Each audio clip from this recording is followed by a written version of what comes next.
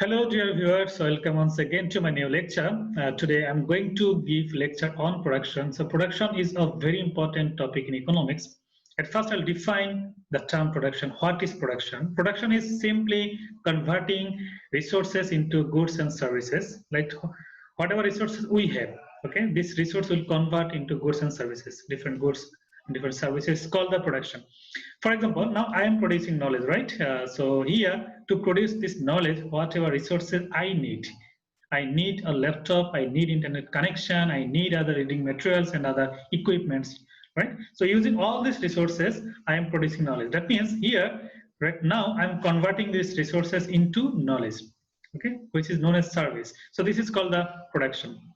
So to produce goods and services, whatever resources we need, we can divide them. We call them factors of production, and we divide them into different categories. Okay. So here in this chapter, I'm going to explain those categories of the factors of production. At the same time, I'll discuss different sectors of the economy and different types of economy worldwide. Now let me show you the detail of today's lecture.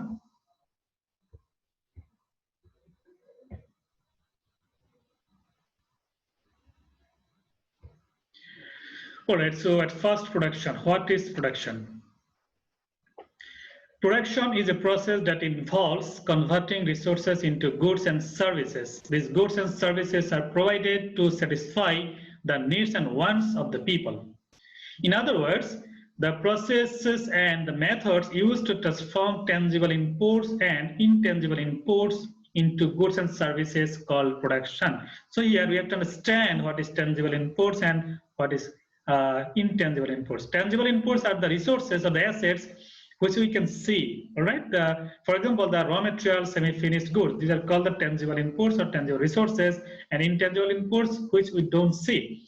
These are called the intangible. Say, for example, ideas, information, knowledge, these are called intangible inputs. So converting these tangible and intangible inputs into finished goods and services is called the production. To make it easy, let's consider the following examples. Using flour, yeast, salt, and water, a baker make bread. So bread is the good, right? To produce this good, whatever resources the baker needs flour, yeast, salt, and water. So these are the resources, and these are the tangible resources. So in this case, the baker is converting these resources into bread. So this is production. Let now look at the second example.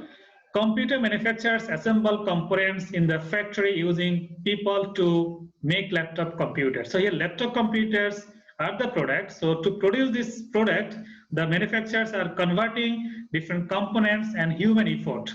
Okay, so this is also production. So here human effort, intangible resource, and components are tangible resource.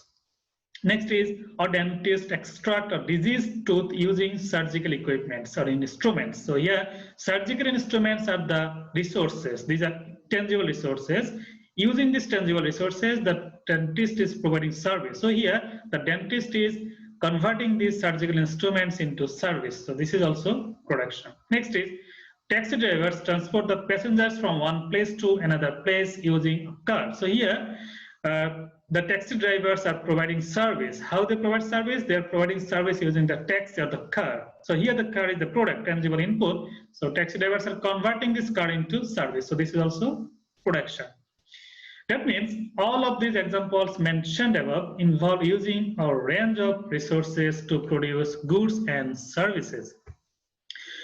Now come to the factors of production. So as I said, the resources, hundreds of resources we use to produce goods and services, we can categorize them into 4 categories: land, labor, capital, and entrepreneurship or enterprise. So here, factors of production is an economic term that describes the inputs used in the production of goods and services in order to make an economic profit.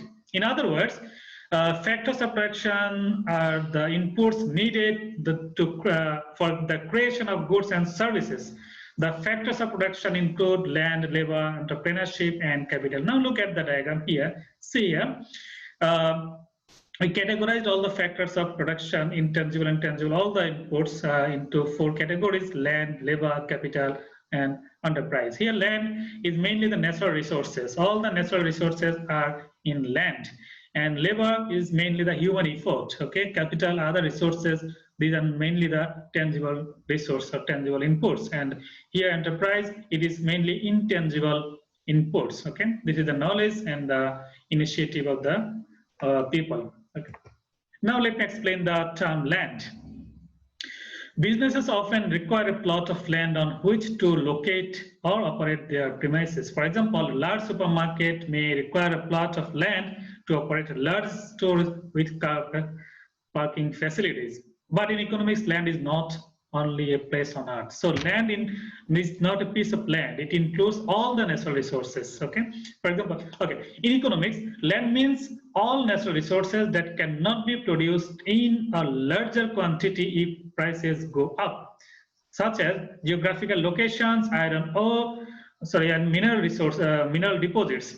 Land includes all natural resources such as coal, oil, iron ore, rainwater, forest, rivers, soil, etc. Everything in what is called land. So it is clear that land is not only a piece of land. Okay, it includes all the natural resources which we use to produce goods and services. So therefore, land is the resource that includes the natural resources used in production. Land was considered to be the original and inexhaustible gift of nature. In modern economics, it is broadly defined to include all that natural resources nature provides, including minerals, forest products, and water and land resources. Everything all together is called land.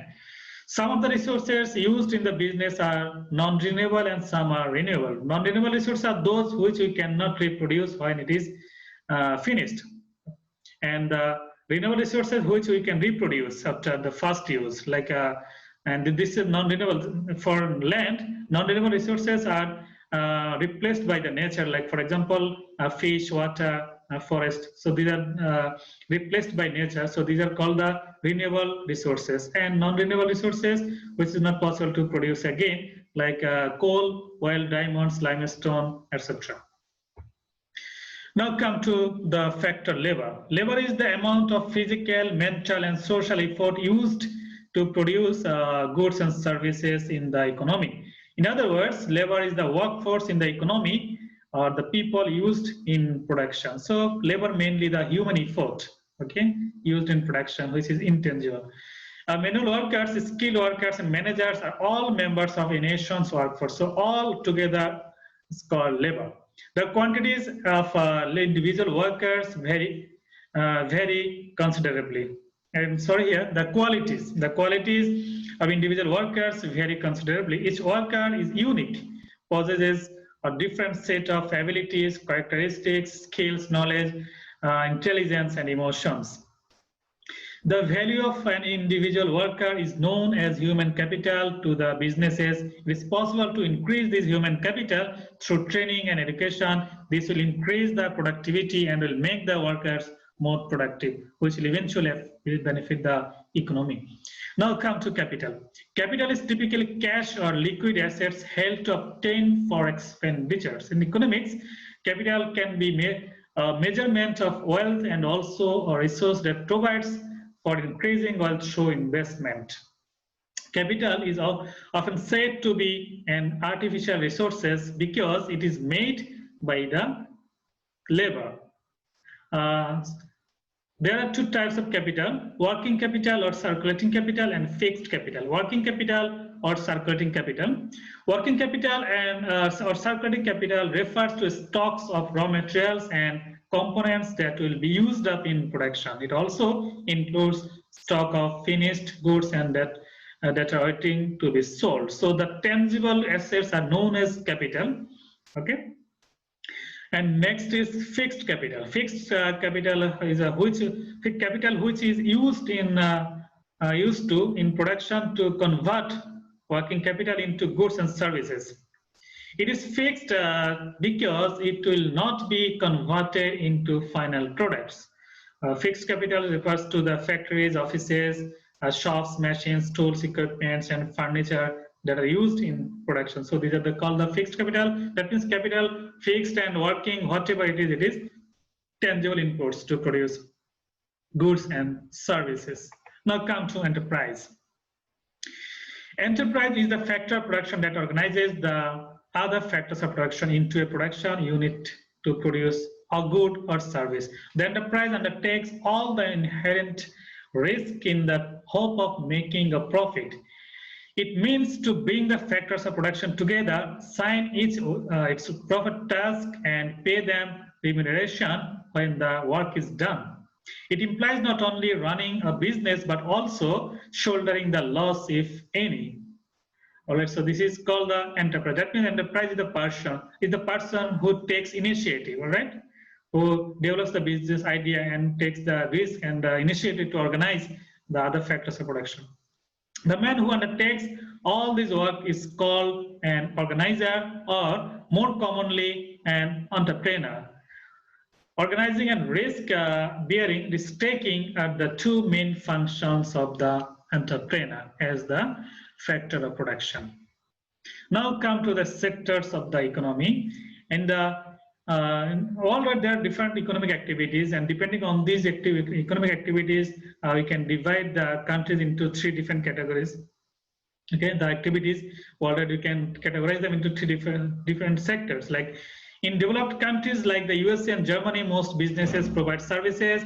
In some countries such as China, there are large numbers of manufacturers. In less developed countries like Bangladesh, many businesses concentrate on producing agricultural goods. So these are the different economic activities worldwide. So these economic activities we can divide into three types, like a primary sector, secondary sector, and tertiary sector. Now let me explain at first primary sector. In the primary sector, business activity involves extracting raw materials from the earth. Okay, example of primary sector: agriculture, fishing, forestry, mining, all these things. Agriculture involves a range of farming activities. Fishing involves netting, trapping, angling, and trawling fish. Forestry involves providing timber for wood products, and mining and quarrying involves the extraction of raw materials such as coal, iron ore, copper, tin, salt, limestone, etc. from the ground. So these activities are known as primary sector activities. Now come to the secondary sector. Secondary sector is mainly manufacturing goods and services. In the secondary sector, in business activity involves converting raw materials into finished or semi-finished goods. All of the manufacturing, processing, and construction lie within manufacturing or secondary sector. Example of secondary sector activities. Secondary sector business activity includes metalworking, car production, textile production, chemical and engineering industries, aerospace manufacturing, engineering, energy utilities, engineering, food processing, construction, and shipbuilding. All these business activities are known as secondary sector activity.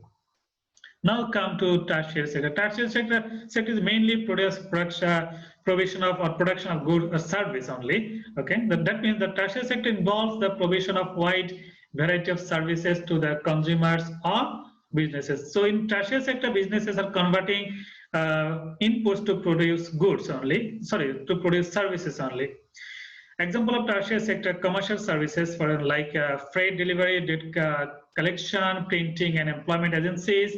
Financial services like banking, insurance, investment advice, and pensions. House of services like plumbing, decorating, gardening, and house maintenance.